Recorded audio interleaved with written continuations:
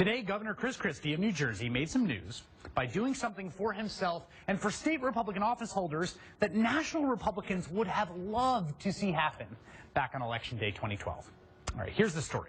Today, the governor ended one part of the suspense in the wake of Senator Frank Lautenberg's death, and that is when and if a special election will be held for Lautenberg's replacement. Christie did not announce who he will be appointing in the interim seat, but he did pick that date for the special election to fill the slot. And before I tell you what day he announced, this is the context. Yesterday, New Jersey's 89-year-old Senator Frank Lautenberg, and in this situation, states are often faced with the expensive and unwieldy position of calling a special election. Special elections are miserable for a lot of reasons. A, they cost money. B, they're just bad for democracy. Because turnout for special elections is always low, like criminally low. The turnout for the special election in the Colbert-Bush-Mark Sanford congressional race in South Carolina was considered higher than normal for a special election because it hit a mere 25%. And people are used to voting on election days, not randomly assigned days.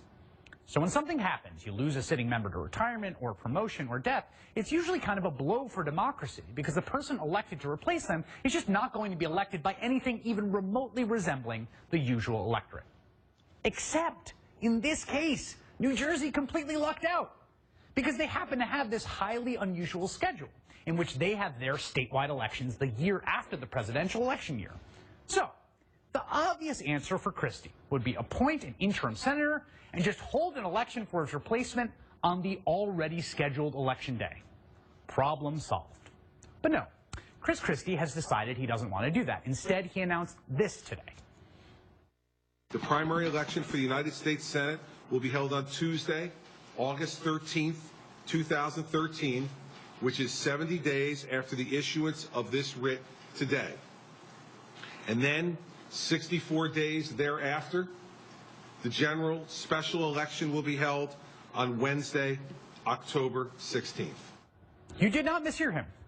He announced a separate special election, the general election, for October 16th. That is, yes, on a Wednesday, and also a mere 3 weeks before the actual election in which Chris Christie himself will be on the ballot. And of course, this is not an accident. Because if the Senate election were held on November 5th and it was all just one big election, well, lots of people will come out to vote for the person who is widely assumed to be the Democratic Senate candidate. This gentleman. You may have heard of him. His name is Cory Booker. He's the mayor of Newark. And Cory Booker is potentially going to bring a lot of voters with him. You can imagine what those voters might look like, what the Cory Booker electorate might look like, and how that might differ from the Chris Christie electorate. Now, Chris Christie wants to run for re-election, and he does not want the Cory Booker electorate at the polls on the day that he and his Republican colleagues in the state legislature are standing for re-election. Whether those people are African-American Democrats or Hispanic or white liberals, excited by Cory Booker running for statewide office. And so the way he solves this problem is to hold a special Cory Booker election in which all the Cory Booker fans could go and get it out of their system and vote for Cory Booker and hopefully just stay home 3 weeks later while Christie lets the rest of New Jersey vote for him for re-election. This will cost, by the way, an estimated $12 million, more than if general elections were held on the same day. You could pay 249 New Jersey teachers for 1 year with that money, based on typical starting salaries. It contradicts the spirit of a law Christie himself previously signed to consolidate elections to save money. It contradicts Christie's boastful TV ad. Taxes cut, spending cut, government made smaller and smarter. The fundamental fact about our political system is that one party has an incentive to make sure as many people as possible vote, that's the Democrats, and one party has an incentive to make sure as few people as possible vote, and that's the Republicans.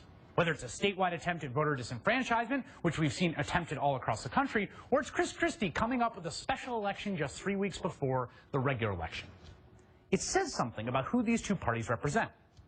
And I can guarantee you there are plenty of down-ballot Republicans across the country who would have loved nothing more in 2012 than to have just given President Obama his very own special election day. It's not just craven, it is insulting to democracy. We'll be right back with Click 3.